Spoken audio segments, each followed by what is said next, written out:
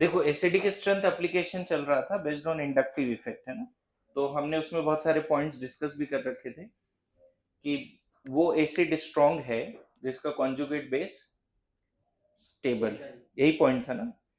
Stable the conjugate base, stronger the corresponding acid, ये point था। यहाँ पे एक और टर्म सीखना हमें जरूरी है, फिर हम लोग एसिडिकेशन करेंगे। एक टर्म है एसिडिक हाइड्रोजन। एसिडिक हाइड्रोजन किसको बोलेंगे हम लोग? एसिडिक हाइड्रोजन, एसिडिक हाइड्रोजन बताओगे? हाँ हाँ हाँ। एसिडिक हाइड्रोजन का मतलब क्या होता है?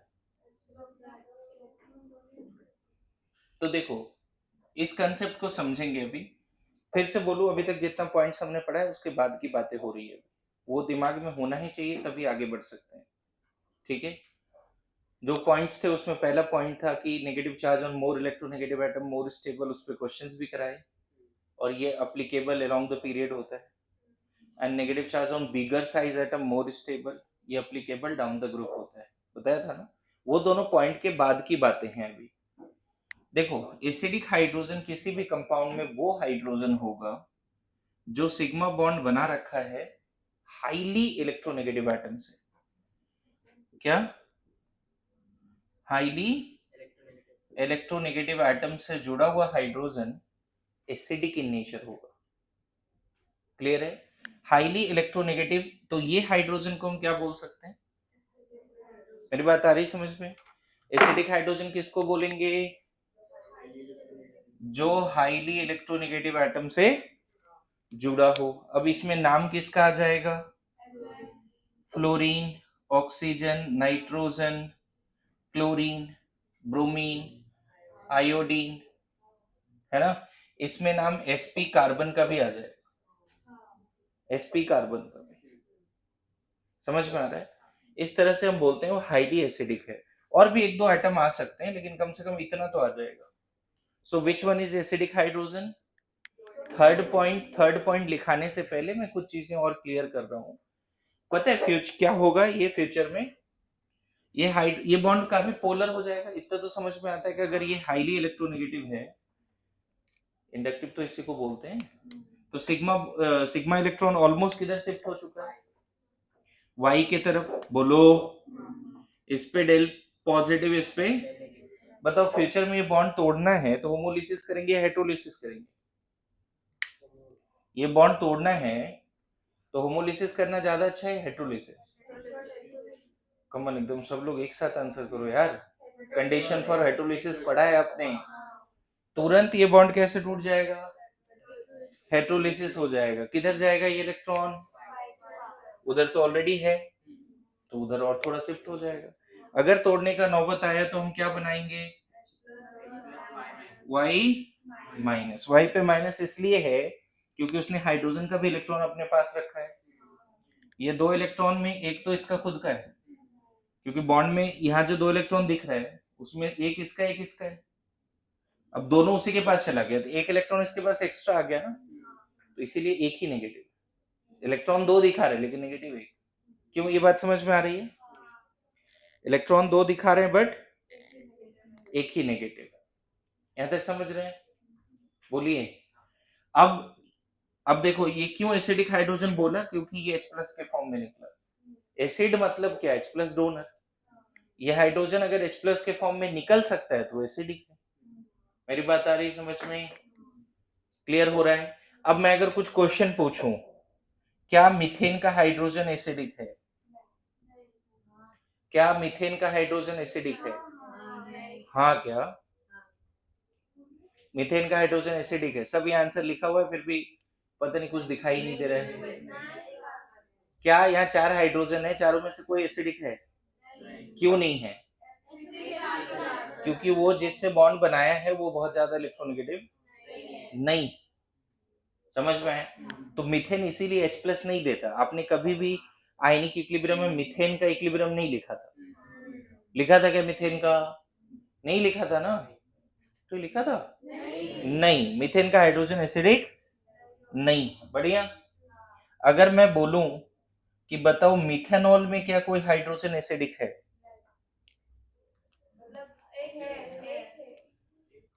क्या मिथेनॉल में कोई हाइड्रोजन एसिडिक है? कौन सा? वेरी गुड, ये हाइड्रोजन एसिडिक है, H प्लस के फॉर्म में बाहर आ सकता है। क्यों? क्योंकि उसका रिश्ता किसके साथ है? Y के साथ है। Y यहाँ ऑक्सीजन है और ऑक्सीजन हाईली इलेक्ट्रो, क्या ये तीनों हाइड्रोजन एसिडिक है? बोलेंगे सर इसके रिस्पेक्ट में तो बहुत ही वीक है। नहीं है, ऐसे बोल देंगे। क्या ये चारों एसिडिक है? नहीं है, तो वहां लिखेंगे नो हाइड्रोजन इन मिथेनियस एसिडिक। यहाँ पे हम क्या बोलेंगे? ये तीनों hydrogen acidic not at all. Acidic कौन है? सारे अल्कोहल में कौन सा हाइड्रोजन एसिडिक है? OH ग्रुप वाला हाइड्रोजन एसिडिक है सारे अल्कोहल में। रिएक्शन हो, सारे अल्कोहल में कौन सा वाला हाइड्रोजन एसिडिक है? OH वाला। पक्का सब लोग समझ रहे हो? बढ़िया। होता क्या है कि अगर नॉर्मल क्वेश्चन देता तो तुमको समझ में आता ही है कि कौन एसिडिक है। बताओ इन सब में एसिडिक कौन है? और है जो हाइड्रोजन वो एसिडिक है या नहीं है?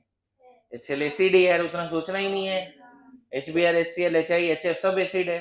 सर इन सब में तो एक ही हाइड्रोजन हो, एसिडिक भी है क्योंकि ऊपर का कंडीशन सेटिस्फाइड है। रिएक्शन हो, बोलिए। ओके, मान लो बोलते हैं H2SO4 में क्या हाइड्रोजन एसिडिक है? H2SO4 में हाइड्रोजन एसिडिक है? बोलिए। क्या दोनों ही एसिडिक है या एक ही एसिडिक है? तो इसके लिए थोड़ा बॉन्डिंग का आइडिया लेना पड़ेगा। दोनों हाइड्रोजन किससे जुड़ा है? O से। H2SO4 में कितना हाइड्रोजन एसिडिक है? दोनों ही एसिडिक है। समझ में आया? लिखिए जल्दी से। ओके, तो मुझे लगता है एसिडिक हाइड्रोजन सब लोग समझ रहे हैं जी। बोलिए, है ना? बताओगे H3PO2 में कितने एसिडिक हाइड्रोजन हैं? कौन कौन से हैं? रेडॉक्स में पढ़ाया था ये। अगर थोड़ा बहुत भी इसका स्ट्रक्चर, ये हाइपोफॉस्फोरस एसिड जो अभी बता रहा था ना, ऑक्सी एसिड का 2 लेक्चर देख रहे हैं, उसमें ये सब बहुत डिटेल में बताया, कभी कंफ्यूजन ही नहीं होगा। इसमें कितने हाइड्रोजन एसिडिक हैं अब बताओ? स्कैन फैक्टर 1 होता है, बताया हुआ है रेडॉक्स में। हाइपोफॉस्फोरस एसिड का फैक्टर 1 होता है, ये एसिडिक है ना? H3PO3 में एसिडिक हाइड्रोजन कितने? तो इसका स्ट्रक्चर देखो, ये तो इसमें ये दोनों हाइड्रोजन एसिडिक है। H3PO3 में, सॉरी PO4 में, H3PO4 का जब स्ट्रक्चर देखोगे तो सारे हाइड्रोजन किससे जुड़े हैं? ऑक्सीजन से, तो सारे एसिडिक हैं। इसका फैक्टर 3 भी बोलते हैं हम लोग। नहीं, ऑलवेज 3 नहीं बोलते, रिएक्शन पे बदल जाता है चीजें, लेकिन ऐसे अगर जनरल पूछ दिया तो तीनों हाइड्रोजन एसिडिक है या नहीं है? वो हाइड्रोजन एसिडिक होते हैं जो हाईली इलेक्ट्रोनेगेटिव से जुड़े होते हैं। मैं फिर बोलूं, वो 2 लेक्चर में पूरे 11th-12th में जितने भी ऑक्सी एसिड्स हैं सब बताया अच्छे से। ठीक है, क्लियर हो रहा है?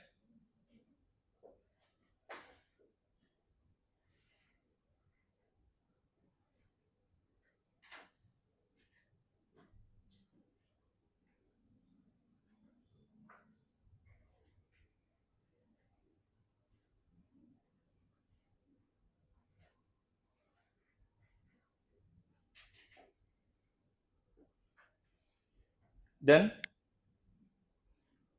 ये रेडॉक्स अगर रिवाइज करोगे उसके नोट्स में भी सारे स्ट्रक्चर हैं।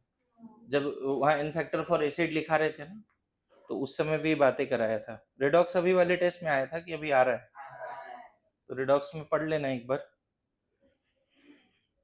इन सब में हम लोग इसका बोलते थे ऑक्सीडेशन स्टेट +1, पता नहीं कितना याद है, +3 +5 ऑक्सीडेशन स्टेट बोलते थे। और इसमें एक्सेप्शन भी था, पता है? सारे ऑक्सी एसिड का acidic strength proportional to oxidation state होता है, लेकिन इन तीनों का रिवर्स चलता है ऑर्डर। सबसे स्ट्रॉन्ग एसिड ये है, फिर ये, फिर ये। इन तीनों में अगर एसिडिक स्ट्रेंथ बोला जाए तो उल्टा चलता है। इसके अलावा सारे एसिडिक स्ट्रेंथ का एसिडिक स्ट्रेंथ, और ये भी जब एप्लीकेशन करा रहे थे ना ऑक्सीडेशन नंबर का, तो वहां ये क्वेश्चन कराया है मैंने। आप देखना, एप्लीकेशन ऑफ ऑक्सीडेशन नंबर, तो उसमें टू कंपेयर एसिडिक स्ट्रेंथ करके एक टॉपिक होगा, तो उसमें कराया है। अगर मान लो इन सब का बात करते ना, HClO, HClO2, HClO3, HClO4। तो इसमें एसिडिक स्ट्रेंथ ऐसे चलता है,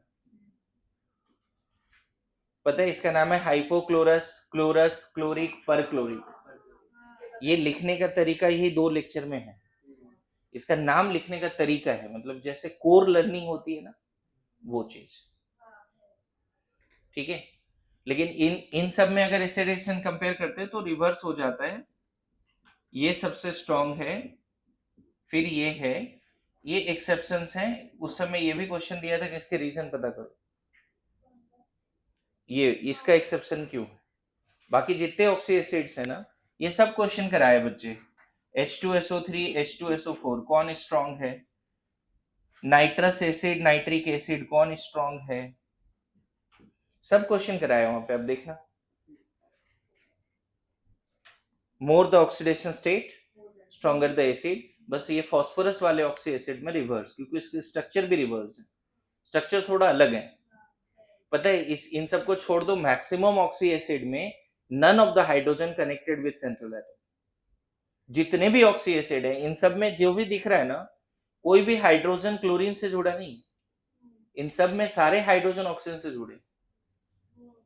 समझ गया ना। H2SO4 में देखो 2 हाइड्रोजन है, दोनों जुड़ा हुआ है हाइड्रोजन ऑक्सीजन से। सिर्फ फास्फोरस वाले ये दोनों एसिड में थोड़ा एक्सेप्शनल स्ट्रक्चर है, वो भी हाइपोफॉस्फोरस एंड फास्फोरस। फास्फोरिक में फिर से देखो नॉर्मल हो गया, 3 हाइड्रोजन है फास्फोरिक एसिड में, लेकिन तीनों किससे जुड़ा है, हाई ऑक्सीजन से, सेंट्रल एटम से नहीं जुड़ा है। समझ में आ रहा है, लिखिए लिखिए फटाफट लिखिए। तो ये बात मैं थोड़ा उस डायरेक्शन में क्यों ले गया, क्योंकि अभी मैंने पढ़ाया और मैं चाहता हूँ ज्ञान आप लोग के पास आ जाए ऑक्सी एसिड वाले। लेकिन वो ज्ञान लेने से पहले रेडॉक्स पढ़ो। रेडॉक्स अभी ब्लैंक दिख रहा है तुम लोग के चेहरे पे, कि कुछ याद नहीं है ना। चलो फिर से मैं बैक टू उसी टॉपिक में रहता हूँ। मैंने बोला आपको एसिडिक हाइड्रोजन बताना है, ठीक है। एसिडिक हाइड्रोजन, जैसे मान लो इथाइन है, एसिडिक हाइड्रोजन है क्या इसमें, ये दोनों हाइड्रोजन एसिडिक है, hydrogen connected with sp carbon, बहुत स्ट्रॉन्ग एसिडिक नहीं है लेकिन है एसिडिक, है ना। प्रोपाइन में कोई हाइड्रोजन एसिडिक है क्या, कौन सी वाली, वेरी गुड, ये एसिडिक है, समझ गए। अगर मैं बोलूं इसमें कोई हाइड्रोजन एसिडिक है क्या, मतलब बहुत ही वीकली नहीं। जनरली यहाँ पे ये दोनों निकल सकता है H+ के फॉर्म में, यहाँ ये निकल सकता है H+ के फॉर्म में, है ना। और यहाँ पे तो कोई भी हाइड्रोजन एसिडिक नहीं दिख रहा है। क्लियर है, अंडरलाइन जरूर करोगे, यहाँ लिख दोगे कि no hydrogen acidic in nature, है ना, ठीक है। या ये सारे वेरी वेरी वीक एसिडिक, ये सब तो मॉडरेटली एसिडिक या थोड़ा बहुत एसिडिक है, लेकिन ये सब ऑलमोस्ट नो एसिडिक हाइड्रोजन, ठीक है। चलो नेक्स्ट क्वेश्चन। ये एसिड का नाम सुना है क्या, IUPAC नेम में, एसिडिक एसिड, क्या इसमें एसिडिक है, कौन सा वाला, वेरी गुड। अब ये समझ में आने लगा कि ये हाइड्रोजन एसिडिक क्यों है, आ रहा है समझ में। अच्छा, इसका फर्स्ट मेंबर था फॉर्मिक एसिड, इसमें कौन सा हाइड्रोजन एसिडिक है, दोनों ही है। ज्यादा एसिडिक कौन है, अगर H+ देने का नौबत आया तो क्या ये अपनी कुर्बानी देगी या ये देगा, कौन H+ के फॉर्म में बाहर आएगा, ये। यहाँ पर भी इनफैक्ट सारे कार्बोक्सिलिक एसिड में कौन सा हाइड्रोजन एसिडिक है, फंक्शनल ग्रुप वाला ही हाइड्रोजन एसिडिक है। सारे अल्कोहल में कौन सा हाइड्रोजन एसिडिक है, OH वाले। सारे सल्फोनिक एसिड में कौन सा हाइड्रोजन एसिडिक है, सारे सल्फोनिक एसिड में फंक्शनल ग्रुप का हाइड्रोजन ही एसिडिक है, समझ गए ना। सल्फोनिक एसिड तुम ऐसे लिख सकते हो, देखो ना स्ट्रक्चर बना देता हूँ, R के जगह पे मिथाइल ले लो, ये है सल्फोनिक एसिड। अब बताओ कौन सा हाइड्रोजन एसिडिक है, ये तीनों या ये वाली, समझ में आया। कैसे एसिडिक हाइड्रोजन ढूंढ पा रहे हैं हम लोग, बोलिए, लिखना शुरू कीजिए जल्दी जल्दी। ये जो लेक्चर लास्ट बनाया पढ़ाया था उसके आगे का पार्ट है, 2 पॉइंट के बाद की बात है, और अभी तीसरा पॉइंट आने वाला है। अभी तक 2 पॉइंट आया है, 2 पॉइंट था ना, याद है ना, जाते जाते 2 पॉइंट बताया था, अभी तीसरा पॉइंट आने वाला है फिर क्वेश्चंस, क्योंकि है तो 4 5 6 पॉइंट्स भी हैं, लेकिन अभी अलग इलेक्ट्रॉनिक इफेक्ट नहीं पढ़ा है, तो वो सारे पॉइंट्स अभी नहीं बता पाएंगे। थोड़ा जल्दी जल्दी लिख लीजिए बच्चे। ये है ना, एसिडिक हाइड्रोजन वो है जिसने कितना बॉन्ड बनाएगा, एसिडिक हाइड्रोजन एक ही बॉन्ड बनाएगा ना मोर इलेक्ट्रोनेगेटिव के साथ। एसिडिक हाइड्रोजन मोर इलेक्ट्रोनेगेटिव के साथ कितना बॉन्ड बनाएगा, एक बॉन्ड बनाएगा। Good to go. अच्छा, जिससे उसने बॉन्ड बनाया वो कितना बॉन्ड बनाएगा, हाइड्रोजन के साथ तो एक ही बनाएगा ना। देखो वाई ने एक, मान लेते हैं ये हाईली इलेक्ट्रोनेगेटिव है, तो क्या वाई सिर्फ एक बॉन्ड बनाएगा, अदर के साथ भी बॉन्ड बना सकता है, बहुत सारे इसके रिश्ते हो सकते हैं, ये सिर्फ एक सिग्मा बनाता है, लेकिन इसके पास तो हो सकता है कि ये जुड़ा हो डबल बॉन्ड ए से, फिर बी से, सी डी, ऐसा डबल बॉन्ड ई, ऐसा भी तो हो सकता है ना, बहुत सारी चीजों से जुड़ा हो। इसकी कैपेसिटी मान लो बहुत है, 6-7 बॉन्ड बनाने की कैपेसिटी, पॉसिबिलिटी है, क्योंकि वाई तो हम डिफाइन ही नहीं कर रहे ना। वाई में भी सल्फर, वाई में भी फॉस्फोरस, अभी देखा फॉस्फोरस देखा तो 3 OH से जुड़ा था, एक डबल बॉन्ड O से जुड़ा था। वाई कुछ भी हो सकता है ना। अब बताओ, वो लाइन फिर से याद करो, एसिडिक हाइड्रोजन जब अपना H+ दे देता है तो क्या बनता है, ये एसिडिक हाइड्रोजन है, वो अपना H+ अपना लोन पेयर दे दिया, हेट्रोलिसिस हो गया, क्या बनेगा हेट्रोलिसिस के बाद, H+ एंड, अच्छा कौन सा लाइन से क्लास स्टार्ट किया था मैंने, क्या था लॉजिक, लॉजिक क्या था, बता दो भाई, स्टेबल द कॉन्जुगेट बेस, यही लॉजिक था ना। अब देखो ये एसिड है, H+ देने के बाद क्या बना है, ये कॉन्जुगेट बेस है, अरे यस नो, वो कॉन्जुगेट बेस है, यस नो। अब बताओ इसकी stability, stability of conjugate base कब बढ़ सकता है बताओगे, पहला पॉइंट, दूसरा पॉइंट, तीसरा पॉइंट, पहला पॉइंट बताओ। पहला पॉइंट, ये हाईली स्टेबल होगा कब, और यार कल लिखा दिया यार, पहला पॉइंट क्या है, जब इलेक्ट्रोनेगेटिविटी ऑफ वाई हाई होगा। क्या बात कर रहे, कुछ बोलता ही नहीं है तुम लोग। ये कब स्टेबल होगा, जब इलेक्ट्रोनेगेटिविटी उसका, तभी तो नेगेटिव को बर्दाश्त कर जाएगा, अरे यस नो। अच्छा ये लेकिन लगाते कहाँ हैं, पीरियड में, कहाँ लगाते हैं। अच्छा दूसरा बता दो कब वो ज्यादा स्टेबल होगा, जब साइज ऑफ वाई है ना मोर बिग, वाई पे नेगेटिव आया और वाई बड़े साइज का है तो भी वो स्टेबल, वाई पे नेगेटिव आया, वाई मोर इलेक्ट्रोनेगेटिव है तो भी वो स्टेबल। ये कहां लगता है, डाउन द ग्रुप। अब मान लो ऐसा एक क्वेश्चन है बच्चे जिसमें, जैसे एक एग्जांपल देता हूं, चलो ये बताना, तीसरा पॉइंट समझाने के लिए एक एग्जांपल देता हूं। मान लेते हैं ये है और ये है, ऐसा है सपोज, इसके पास कौन सा एसिडिक हाइड्रोजन है, कौन सा एसिडिक हाइड्रोजन है, ये वाला, और इसके पास, अब मान लो दोनों का H+ निकाल दो, दोनों का कॉन्जुगेट बेस बनाओ, इसका भी कॉन्जुगेट बेस बनाते हैं, क्या बनेगा कॉन्जुगेट बेस इसका, जल्दी बोलो, CH3, ध्यान रखना इसका 2 लोन पेयर पहले से, एक लोन पेयर और आ जाएगा, यस नो। अच्छा इसका क्या कॉन्जुगेट बेस बनेगा, पक्का, इसके पास 2 लोन पेयर पहले से है, बोलो यहां तक समझ में आया, दो अलग अलग अल्कोहल लिया, दोनों का कॉन्जुगेट बेस लिखा मैंने, कोई तकलीफ है उसमें। अब मुझे बताओ कि पहला का कॉन्जुगेट बेस ज्यादा स्टेबल है या दूसरे का कॉन्जुगेट ज्यादा स्टेबल है, तो हम इसके लिए क्या करेंगे, पहला पॉइंट लगाएंगे, negative charge on more electronegative more stable, ये पॉइंट फेल हो गया, क्यों, दोनों जगह नेगेटिव ऑक्सीजन पे है, पहला पॉइंट फेल हो गया ना।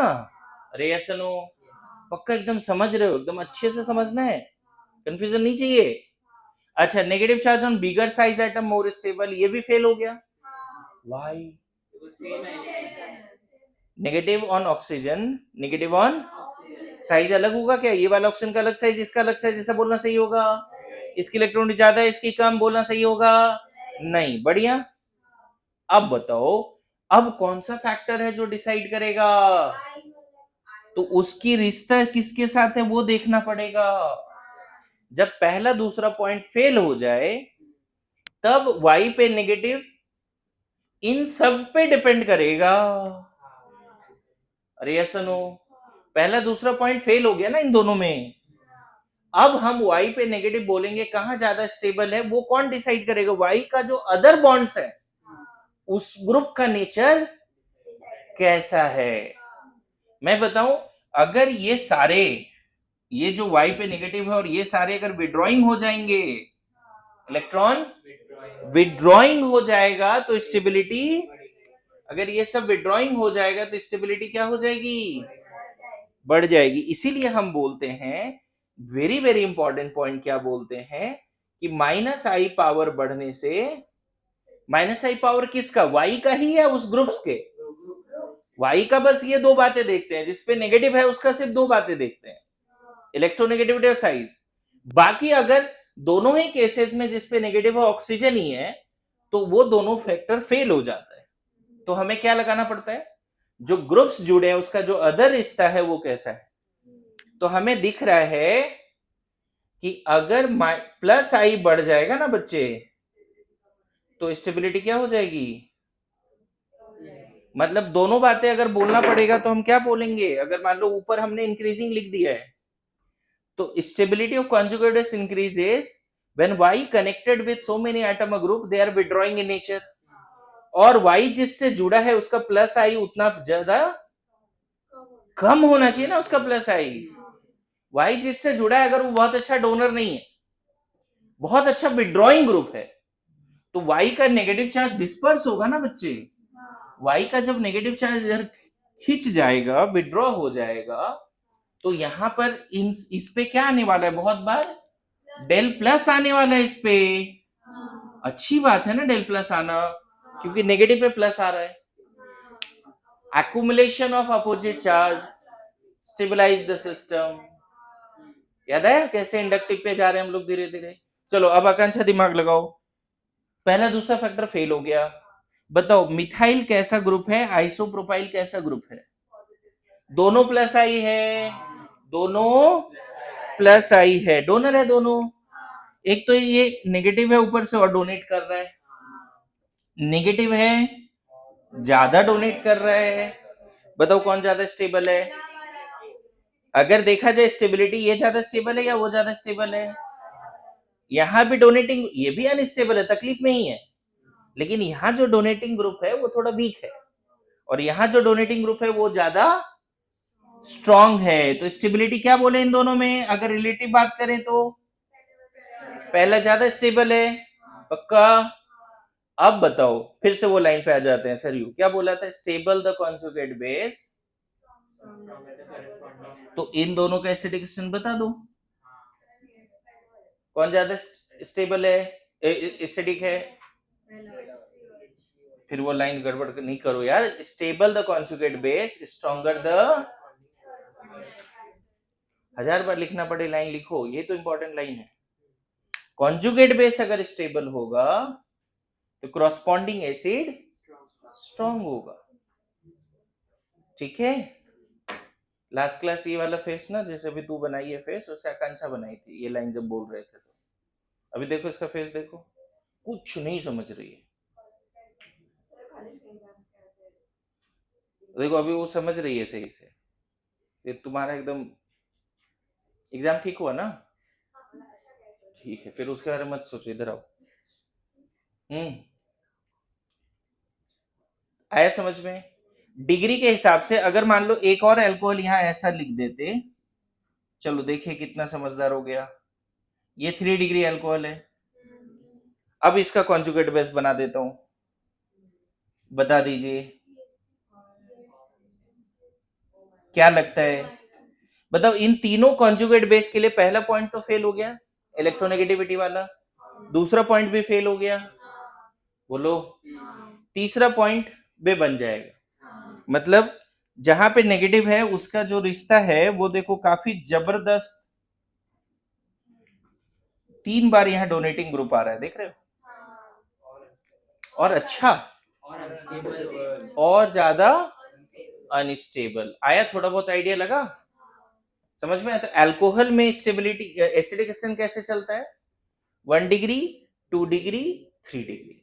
सबसे ज्यादा एसिडिक कौन होता है अल्कोहल में? सबसे ज्यादा एसिडिक कौन होता है? 1 डिग्री। 2 डिग्री थोड़ा, क्योंकि उसका कॉन्जुगेट बेस तकलीफ में जा रहा है।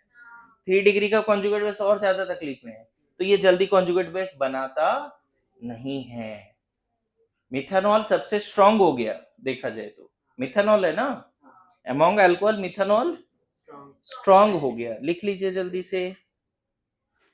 तो थर्ड कैसे कनेक्ट किया, थर्ड पॉइंट सबको समझ में आया? साइज और इलेक्ट्रोनेगेटिविटी हर जगह नहीं लगता बच्चे। जब नेगेटिव चार्ज डिफरेंट एटम पे हो तब आप साइज और इलेक्ट्रोनेगेटिविटी का कंसेप्ट लगा सकते हो। यहाँ पे नेगेटिव चार्ज हर बार किस पे आ रहा है? ऑक्सीजन पे। तो आप साइज और इलेक्ट्रोनेगेटिविटी का कंसेप्ट यहां नहीं लगा सकते। कल जो 2 क्वेश्चन दिया था, आप देखो अगर नोट्स बना हुआ है तो उसमें देखो हर बार नेगेटिव आ रहा था, carbon, nitrogen, oxygen, fluorine. Negative अलग अलग एटम पे आ रहा था। कल वाले क्वेश्चंस देखना। और डाउन द ग्रुप जब दिए थे HCl, HF, SBr, HI, तो उसमें भी नेगेटिव किस पे आ रहा था? F पे, Cl पर, Br पर। अरे ये सुनो, अलग अलग पे आ रहा था ना। क्लियर है?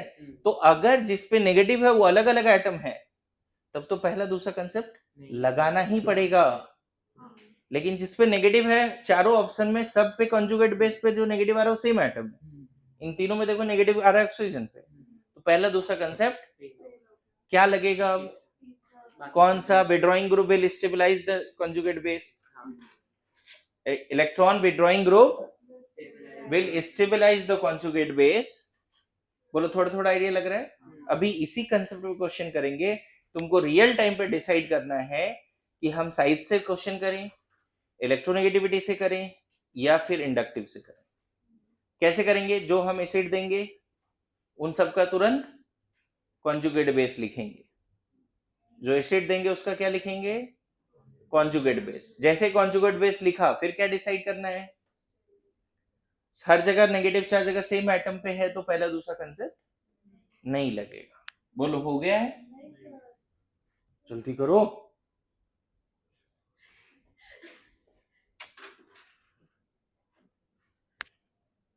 ओके, आगे बढ़ते हैं।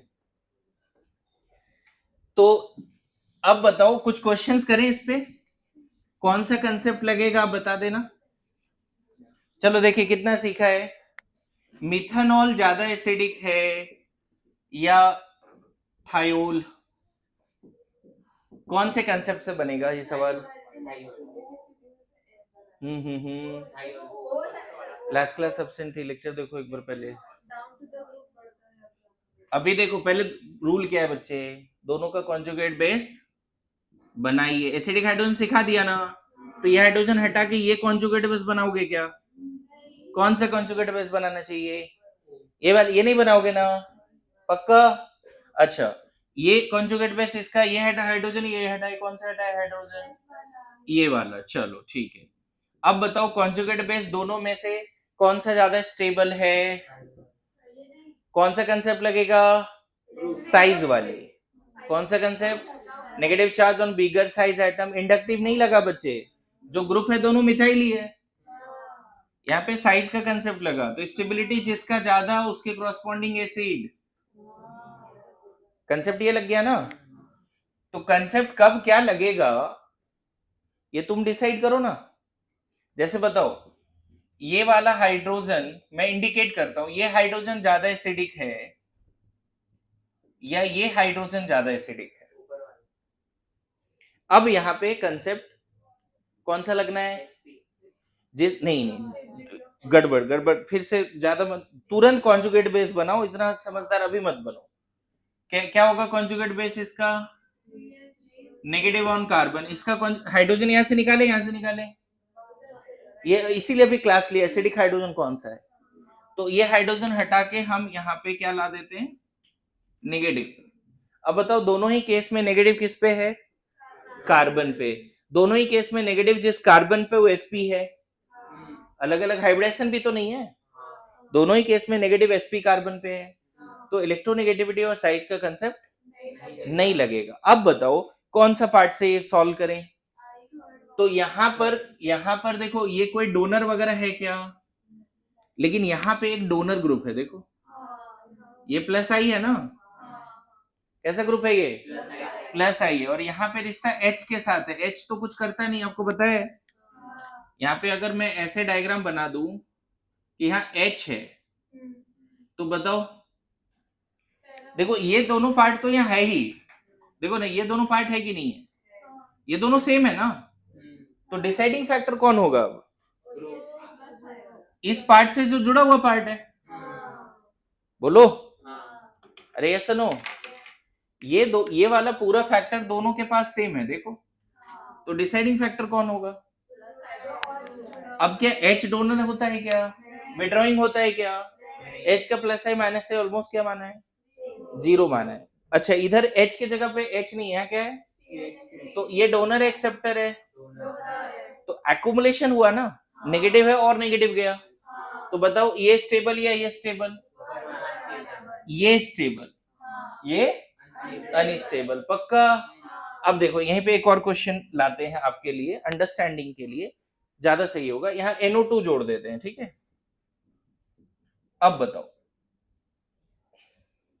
यहाँ NO2 जोड़ देते हैं, अभी भी एसिडिक हाइड्रोजन कौन है, ये है, कॉन्जुगेट बेस बनाए, क्या लिख दें,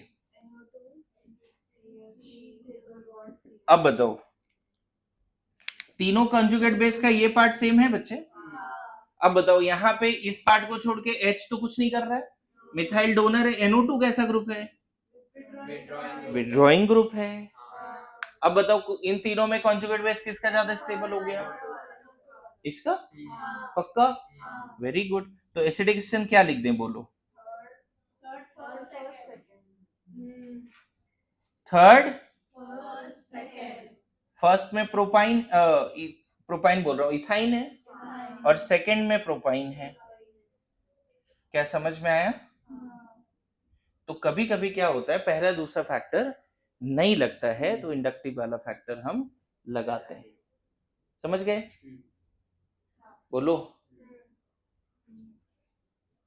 हर बार हम क्या कर रहे हैं क्वेश्चन सॉल्व करने के समय, जो 4 या 3 एसिड दिया है क्वेश्चन में उसका क्या लिख देते हैं हम लोग, तुरंत उसका क्या लिख देते हैं, कॉन्जुगेट बेस, फिर क्या देखते हैं, साइज, इलेक्ट्रोनेगेटिविटी, या फिर प्लस आई माइनस आई का फैक्टर लगा के आंसर निकालते हैं, ठीक है। अब देखो ये क्वेश्चन एग्जाम में रहेगा जो भी दे रहा हूं,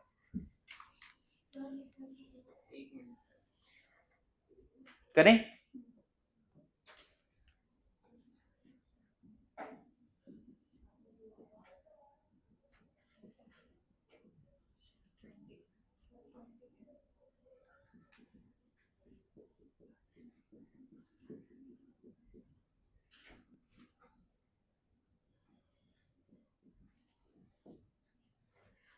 एसिडिक स्ट्रेंथ बताना है,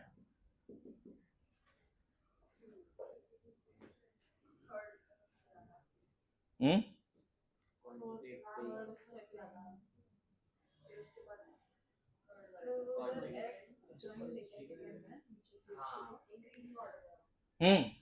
CH2F है यहाँ पे, ठीक है।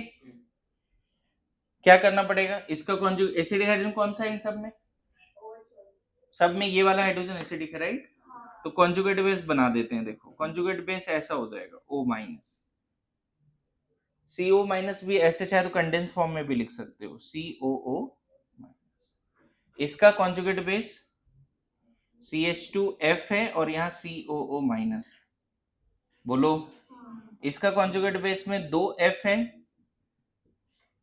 COO माइनस, इसके कॉन्जुगेट बेस में 3 F है, समझ गए। हाँ अब बताओ सबके पास ये वाला पार्ट कॉमन है ना, तो डिसाइडिंग फैक्टर कौन होगा, ये पार्ट तो होगा नहीं, साइज और इलेक्ट्रोनेगेटिविटी तो होगा नहीं, सभी केस में नेगेटिव ऑक्सीजन पे है। अब हम देखेंगे ये ग्रुप कैसा है, ये ग्रुप डोनर है, नेगेटिव है और डोनेट कर रहा है, प्लस आई है। तकलीफ देगा, तकलीफ बढ़ा देगा या तकलीफ कम करेगा? तकलीफ बढ़ा देगा, कम करेगा? बढ़ा देगा। अच्छा, ये फ्लोरीन की वजह से ये ग्रुप विड्रॉइंग हो गया, कैसा ग्रुप हो गया? माइनस है। यहाँ दो फ्लोरीन है, माइनस आई मोर, नहीं यहाँ पे तीन फ्लोरीन है, माइनस आई मैक्स, नहीं। बताओ सबसे ज्यादा स्टेबल कौन हो गया, स्टेबिलिटी अगर बात करें तो? पक्का ना? माइनस आई पावर इसका थोड़ा क्या है, लेस है, माइनस आई है बट ठीक है कम है, इसका थोड़ा ज्यादा है, उसका तो मैक्सिमम है। तो बताओ सबसे ज्यादा कॉन्जुगेट बेस कौन स्टेबल हुआ? Very good. तो एसिडिक एक्शन क्या चलेगा? आया समझ में? In short, acidic strength proportional to minus I power. उतना कॉन्जुगेट बेस नहीं बनाना है तो डायरेक्ट आंसर करो। अगर बार बार कॉन्जुगेट बेस नहीं बनाना है तो देखो कि कौन सा एसिड ज्यादा माइनस आई से जुड़ा है, उसका कॉन्जुगेट ऑटोमेटिकली क्या हो जाएगी? जो एसिड ज्यादा माइनस आई से जुड़ा है उसका कॉन्जुगेट बेस ऑटोमेटिकली क्या हो जाएगी? स्टेबल हो जाएगी। समझे? जो स्ट्रॉन्गर माइनस आई से जुड़ा है उसका कॉन्जुगेट बेस ऑटोमेटिकली स्टेबल। आया समझ में? देखो ना, माइनस आई 3 है, यहाँ 2 है, यहाँ 1 है। आ रहा है समझ में? पक्का?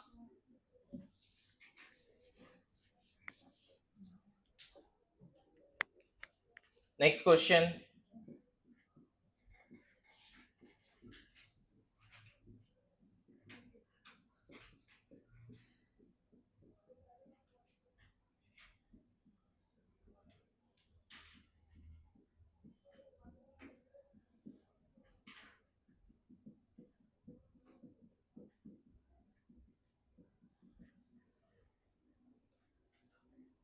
एसिडिकेशन बताना है।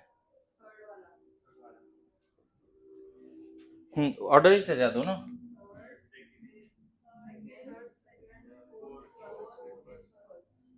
एसिडिकेशन कैसे डिसाइड कर लिया आकांक्षा, जल्दी से डिसाइड किया तुमने।